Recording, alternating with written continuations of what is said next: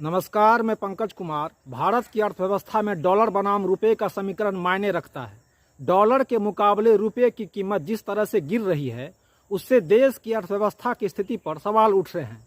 साथ ही लोगों की घटती क्रय शक्ति बाजार के लिए बड़ा खतरा बन चुकी है। वैश्विक पटल पर हालात यह है कि हर देश खुद को फिर से महान बनाने में जुटा है और अपने यहाँ के अप्रवासी नागरिकों से पूछ रहा है कि आप अपने देश में नौकरी कर उसे महान क्यों नहीं बना रहे हैं। हम यही दावा करके खुश थे कि अमेरिका की सिलिकॉन वैली भारतीयों के बलबूते चल रही है। हाल के दिनों में तकनीकी क्षेत्र में जिस तरह से छटनियां हुई है और वैश्विक निकायों की नौकरियों में अप्रवासियों के अनुपात का राजनीतिक सर्वेक्षण शुरू हुआ है, उससे फिलहाल हमारे देश की राजनीति मुंह फेरे खड़ी है। चारों तरफ पसरे महान बनने का शोर आगाह कर रहा है कि हम अपनी अर्थव्यवस्था के ढांचागत विकास पर ध्यान दें। लोक लुभावन राजनीति के सहारे मजबूत होती सत्ता और कमजोर होती अर्थव्यवस्था के लिए रुपये का गिरना गंभीर चेतावनी है। कहते हैं बाप बड़ा न भैया, सबसे बड़ा रुपया।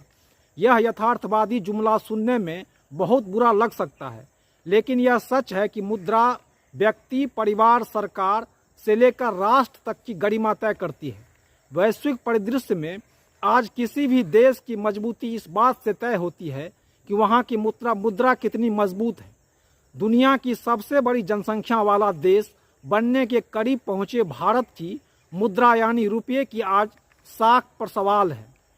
अब जबकि डोनाल्ड ट्रंप अमेरिका के राष्ट्रपति बन गए हैं और उनके भाषण में जिस तरह से ग्रेट अमेरिका, अखंड अमेरिका से भरे हुए हैं, वैसे इस अखंड वाले मामले में तो हम विश्व गुरु होने का दावा कर सकते हैं।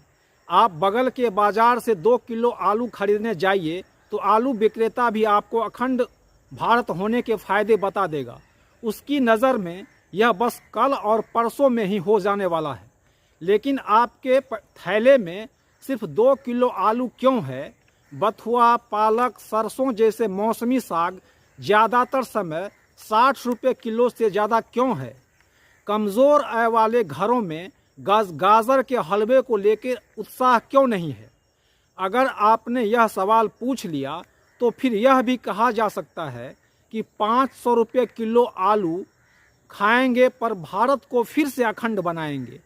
आज के दौर में अखंड नाम का गर्व, मोह हर उस देश में है जहां की अर्थव्यवस्था संकट से गुजर रही है और नौकरियां सिमट रही है। मूलतः अपनी मातृभूमि को महान मानना हर सभ्यता की बुनियादी नैतिकता होती है। आर्कटिक देशों में भी जाइए, जहां सर्दियों में लंबे समय सूरज के दर्शन नहीं होते, जीने के लिए कठिन परिस्थितियां होती है, वहां के लोग भी अपनी मातृभूमि को स्वर्ग मानते हैं। अपनी सीमा शुरू होते ही हर देश अपने किस्से कहानियों में विश्वगुरु है। हर देश की सत्ता अपने डगमगाते समय में जनता को इन्हीं कहानियों की ओर लौटाने की कोशिश करती है। रुपये की स्थिति पर बात करने के लिए ना तो हम किसी की उम्र का सहारा लेंगे और ना ही फिल्म सितारे की तरह किसी अन्य देश की मुद्रा नामी अधोवस्त्र का। हम आर्थिकी के आंकड़े में ही नहीं जाएंगे।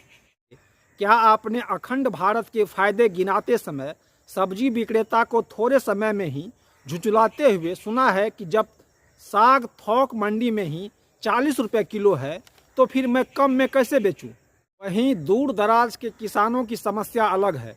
उन्हें गोभी को सस्ता बेचने पर मजबूर होना पड़ रहा है। आलू गोभी से निकलकर हम रुपये के गिरने पे आते हैं। ये पटना की हकीकत है। रोजी रोजगार के लिए पलायन होने को मजबूर लोग और सड़क पर प्रदर्शन कर रहे छात्र, बर्बाद हो चुकी शिक्षा व्यवस्था के बीच निष्पक्ष और पारदर्शी बीपीएससी परीक्षा को लेकर सत्याग्रह करते छात्र को यह एहसास भी नहीं है कि मार दोहरी है।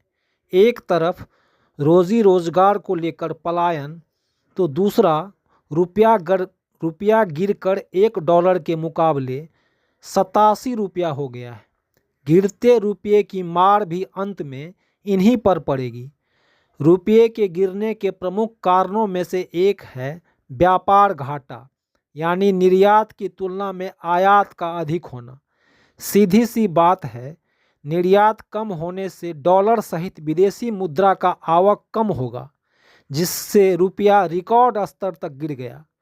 अब अमेरिकी राष्ट्रपति डोनाल्ड ट्रंप ने कहा है कि भारत सहित ब्रिक्स देशों से होने वाले आयात पर 100% टैक्स लगाया जाएगा। गौरतलब है कि 2024 में भारत का अमेरिका को 150 अरब डॉलर का निर्यात था, वहीं अमेरिका से भारत ने 75 अरब डॉलर का आयात किया था। बाजार के जानकारों का कहना है, इस परिस्थिति में रुपया गिरकर $1 के मुकाबले 90 रुपया तक हो सकता है। इतना ही नहीं, ट्रंप ने जन्मजात नागरिकता खत्म कर दी है। इसके तहत अमेरिका में अवैध प्रवासियों को अब जन्म के आधार पर नागरिकता नहीं मिलेगी। अमेरिका में ऐसे 16 लाख भारतीय बच्चे हैं। ट्रंप ने WHO और पेरिस समझौते से बाहर होने की बात भी कही है। जब रुपया इस तरह गिरती है तो महंगाई बेतहाशा बढ़ जाती है, लोगों की उपभोग क्षमता कम हो जाती है। सरकार की तरफ से रुपये गिरने का कारण डॉलर का मजबूत होना और कच्चे तेल की कीमत में वृद्धि बताया जा रहा है, जो कि सच्चाई से इतर जनता का ध्यान भटकाने का प्रयास है। विदेशी निवेशक हाथ खींच रहे हैं। महंगाई, बेरोजगारी चरम पर है। जब यूपीए सरकार थी तब प्रधानमंत्री नरेंद्र मोदी कहते थे, रुपये का गिरना प्रधानमंत्री की कमजोरी और देश के स्वाभिमान और आत्मविश्वास का गिरना है। लेकिन अब यदि उन्हें यह सब याद दिलाएंगे तो वह आपको कुंभ की अपार सफलता दिखाएंगे, अखंड भारत, विश्वगुरु भारत की कहानी सुनाएंगे। दरबारी मीडिया के लिए रुपये का गिरना और अर्थव्यवस्था का खस्ता हाल कोई मुद्दा नहीं है। आज रुपये की स्थिति को लेकर एक तरफ आम जनता उदासीन है, छात्र पेपर लीक को लेकर सड़क पे हैं, नेता चुनाव जीतने के जुगाड़ में है, वोटर को 1000-2000 नगद देकर अपना बेड़ा पार लगाना चाहती है। अस्थाई जनता 5 साल के सरकार के मोहपास में फंसकर मृगमरीचिका की तरह उन्हें कुछ दूरी पर पानी दिखता है और सरकार को सत्ता। इस बीच अर्थव्यवस्था की चिंता कौन करे? सवाल अपने देश के युवाओं का है। दुनिया का हर कारोबारी और नेता भारत के गुण गाता मिल जाता है। शाब्दिक अर्थों में वे दुनिया के इस विशाल लोकतंत्र के आगे नतमस्तक है, लेकिन उनके भावार्थ का गणित सिर्फ यहाँ की 1 अरब 40 करोड़ जनसंख्या के साथ गुना भाग करना है। जन की संख्या गौर कीजिए, 21 से विभाजित कर देने पर लोकतंत्र संख्या में तब्दील हो जाता है। पश्चिमी देश हमारे लोकतंत्र में जनसंख्या के आगे नतमस्तक है। उपभोक्ता बाजार में रुपये में तो भारतीय ठीक हैं, लेकिन नौकरियों के बाजार में इनकी मौजूदगी को अब सर्वश्रेष्ठ वैश्विक अर्थव्यवस्था भी बोझ बता रही है। अमेरिका में लंबे समय से जो चीज़ सबसे ज़्यादा बहस में है वह है H-1B वीज़ा। इसके लिए जिस बिंदु पर सबसे ज़्यादा जोर दिया जा रहा है वह है इसमें सुधार। अमेरिका में सत्ता का नव प्रभावशाली तबका इस बात पर सवाल उठा रहा है कि H-1B वीज़ा का बड़ा हिस्सा भारतीयों को क्यों मिल रहा है। अमेरिका में भारतीयों की संख्या को हम विश्वगुरु के रूप में देख रहे हैं, लेकिन वहाँ इसे एक साठगांठ की तरह भी पेश किया जा रहा है। कौशल एक तकनीकी मामला है, वहीं प्रतिभा एक राजनीतिक मोहरा है। प्रतिभा की परिभाषा राजनीतिक नफ़े नुकसान को देखते हुए अद्यतन होती रहती है। अब जबकि डोनाल्ड ट्रंप के आने से अमेरिका में प्रतिभा के मायने बदलने लगे हैं। हम विश्वगुरु बनने निकले थे तो उसे फिर से महान अमेरिका बनना है।